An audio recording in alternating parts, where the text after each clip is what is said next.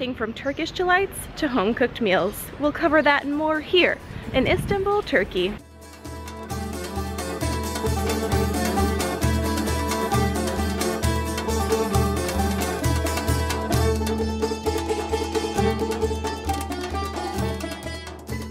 One of my favorite parts of the day in Istanbul was breakfast. I really enjoyed sitting down with my friends over this tapas-style meal featuring warm tea, olives, freshly and lightly seasoned veggies, as well as freshly baked bread with a side of olive oil for dipping. Now, traditionally, Turkish breakfasts are also served with butter, cheese, and sometimes eggs. Obviously, those things can be easily veganized as well.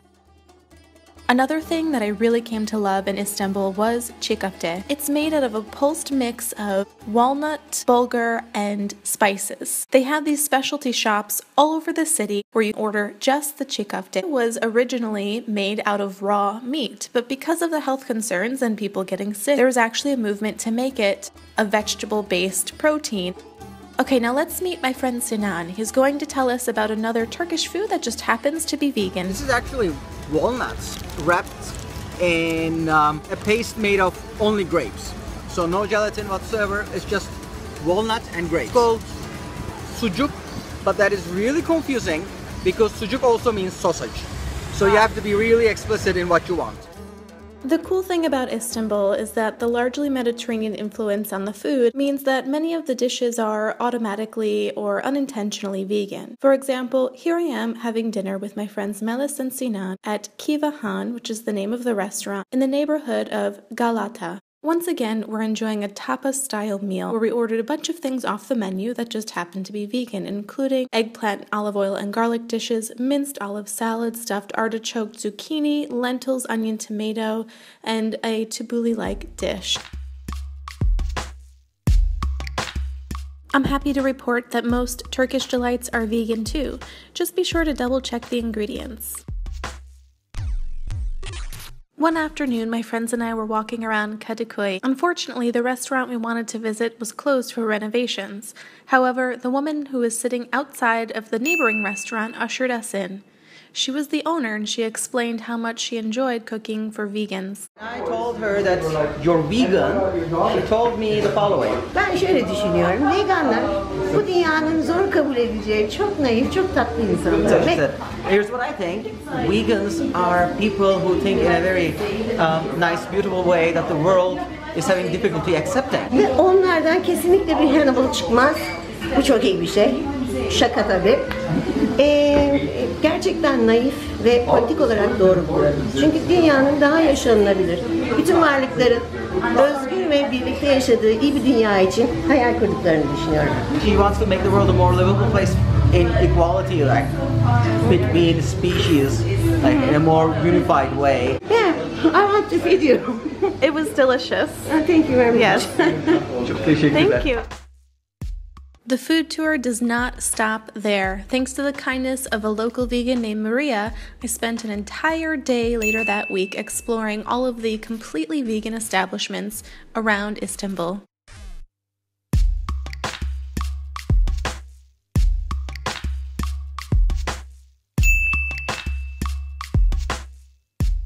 We're going to the area called Beşiktaş.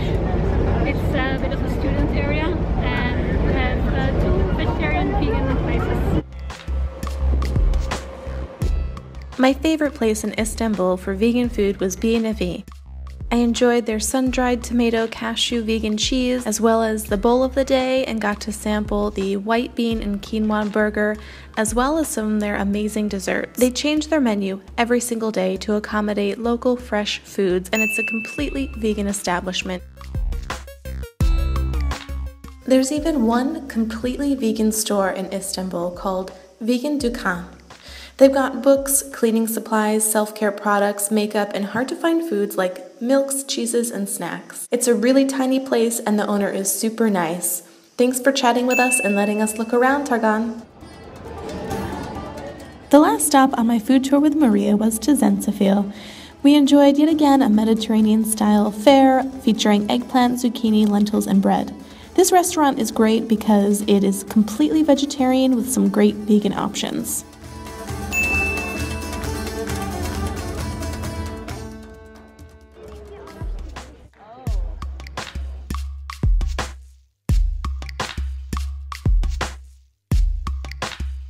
We're in Kadıköy right now. It's on the Asian side of Istanbul, and we will be taking these ferries that take us across the Bosphorus to the European side.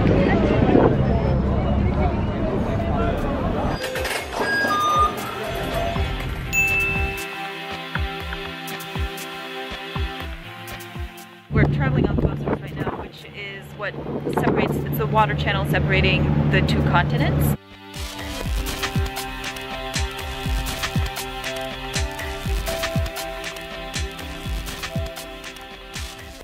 We're on the European side now, so we're on another continent. This place is called Karaköy. This is actually a very old medieval Italian colony.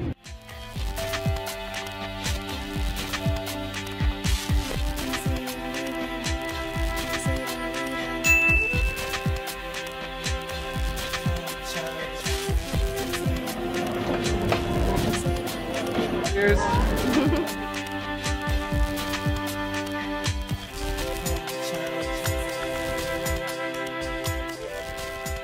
If you are coming here for the first time, you should definitely come over to the historic peninsula. Involve Topkapi Palace, Blue Mosque, Hagia Sophia, the cisterns, specifically. Twice Bazaar, Grand Bazaar. The best thing to do in Grand Bazaar is to get in there and get lost, because you actually can get lost. And then that's just such an amazing experience. Seriously.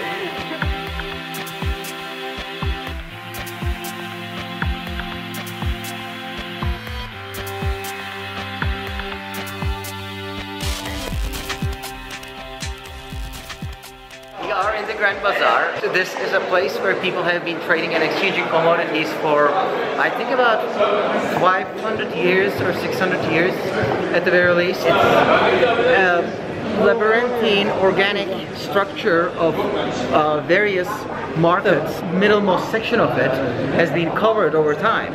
So the streets have turned into this huge mall. Even into the 20th century, even into the 50s, it was a place where the locals could come and get exported goods and other stuff. And more recently, it has turned into a completely touristic attraction with just very few Gold and jewelry. Except for gold and jewelry, people do come here for gold and jewelry.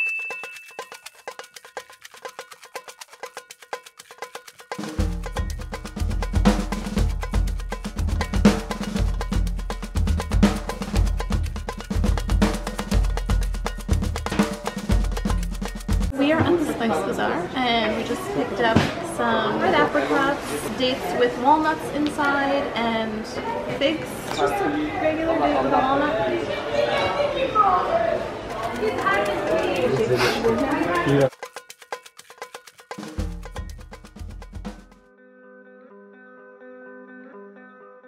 One of the first things you'll probably notice when you visit Istanbul is the amount of stray cats and dogs all over the city.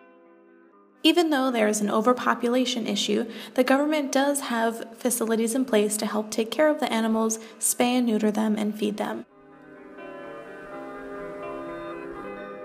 Then again, sometimes the locals get adopted by the animals too.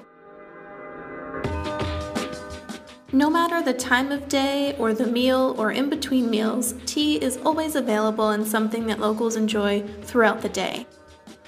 While you're there, be sure to indulge in a cup of Turkish coffee. Served in small cups, it's known to be rich, strong, and delicious. Be sure to have a local nearby who can read your fortune after you finished your coffee. I hope you enjoyed this tour of Istanbul, Turkey. Now be sure to check out VeganTravel.com and stay in the loop on more vegan travel locations, destinations, and sites.